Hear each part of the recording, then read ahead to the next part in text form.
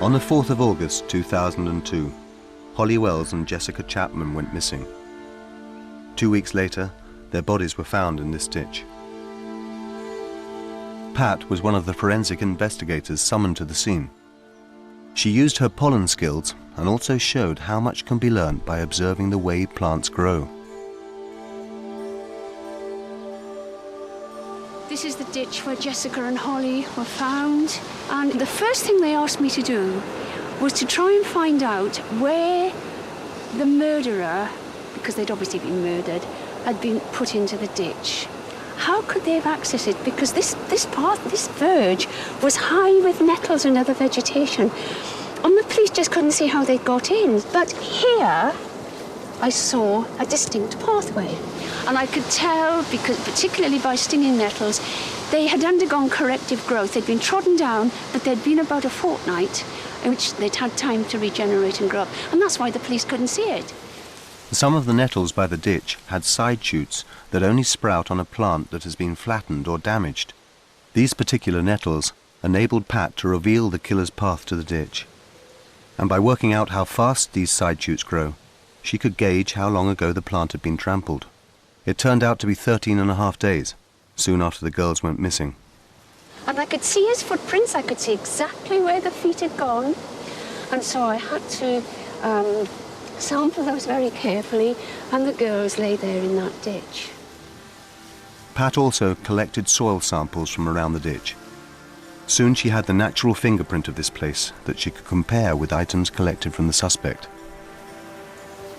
There were 2 pairs of shoes that had visited this place, so the murderer had visited the place twice. The car had been here. There was so much evidence on the car of this place, of the soil, of the vegetation. That car had been here and driven down that track, had evidence of that. And last of all, 2 petrol cans were put on this verge, so I had all these items, so many items that were actually related to this place. And of course, the clothing was found at the college, the girls' clothing was found at the college, and it had the fruits, at the fruits of this tree. Pat was one of the expert witnesses at the trial. Ian Huntley was found guilty and jailed for 40 years. Though Pat's clues usually come from outside, she has discovered a place to find evidence within the body of a murder victim. Did you dry him with a towel or something? But her examination of a corpse will always start with a hair wash. Hair is the most amazing trap for particles. And you often find that they weren't killed where they're found. And I can detect the other places, and that's part of the importance of what I do. Now we're going to do the nasty bit. You're going to come and help me. The place a murder victim took their last breath may be graphically revealed to Pat. She's developed a technique where she flushes out the nasal passages. They can only be accessed from inside the skull. So I'm only interested in material that's been breathed in very deeply up into the turbinate area. It's easy when you've got a dismemberment and you've got a separate head or something like that, but it's jolly difficult when it's a big man. Now we need to poke a nice hole in either side. The end of that forceps might be quite good to do it with, actually. Yeah, it's got to come down the nostrils. No, I'm doing the right nostril. Are you ready? Yeah. Is it coming? Yeah. That's brilliant. We've done one side.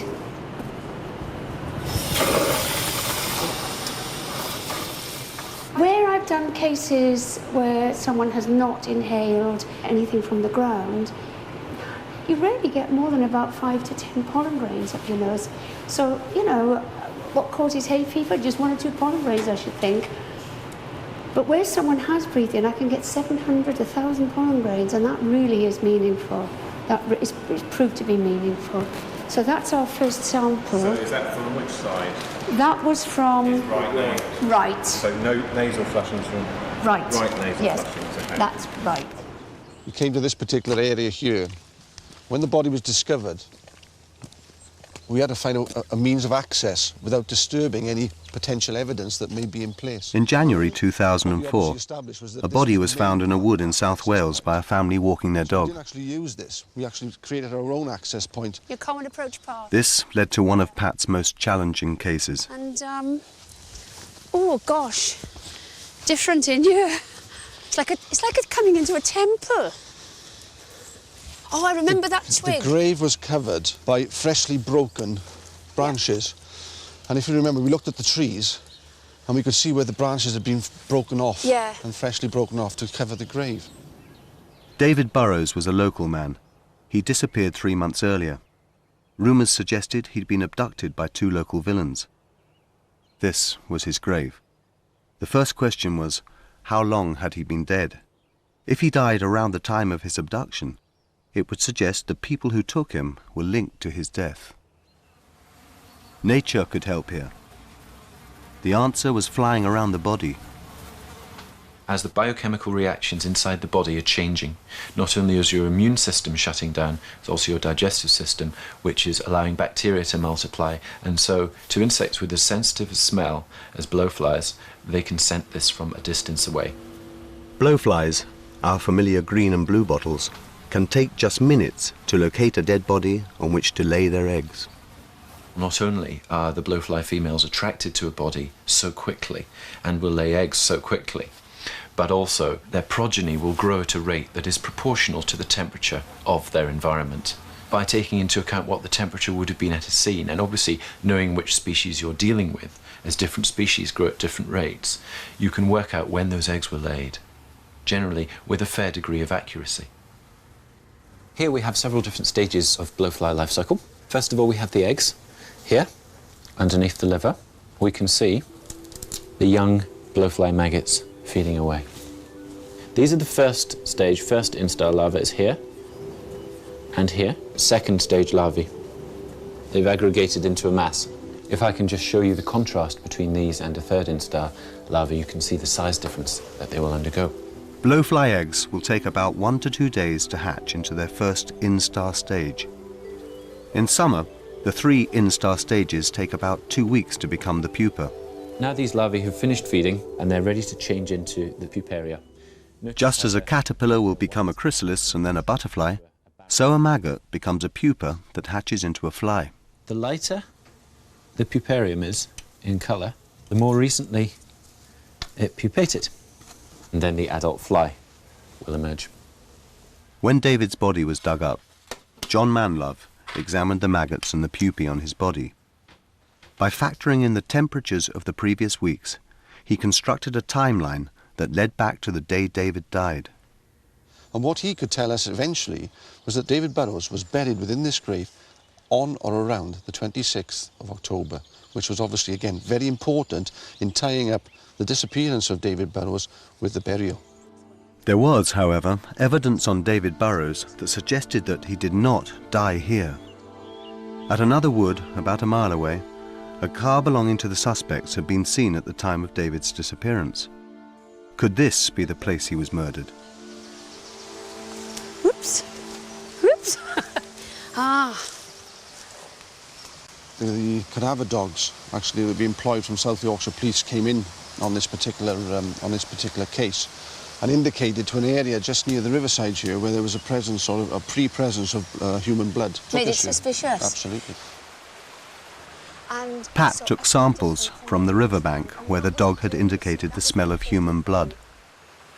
I know that he was alive here because not only did I get this place in his hair, his face was pushed down into the ground and I got the ground right up in his nose. So he was actually breathing his face, he was face down here, breathing it in, I know that.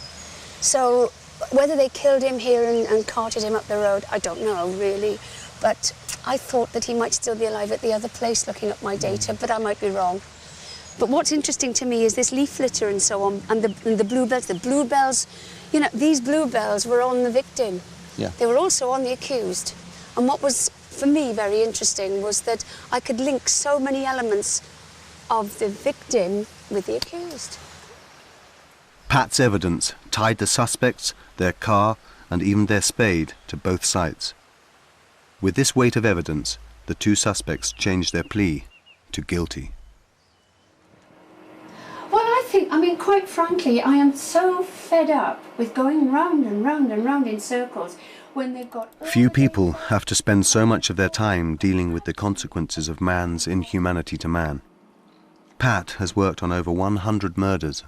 I mean, a police officer might only have one horrible murder in his whole career. Some police officers, whereas I'm doing it day in, day out, day in, day out.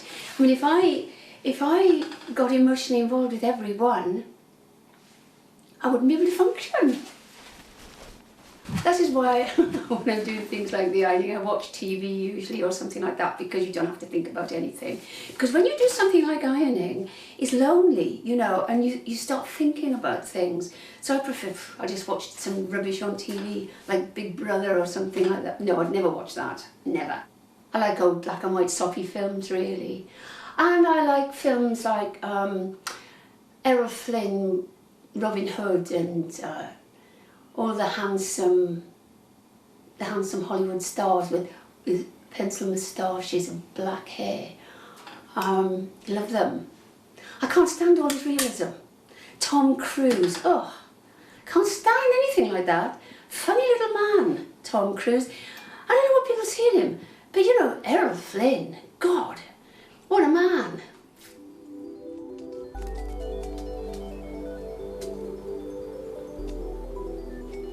Though Pat honed her unique forensic skills in human murder cases, she has recently joined the battle against wanton animal cruelty.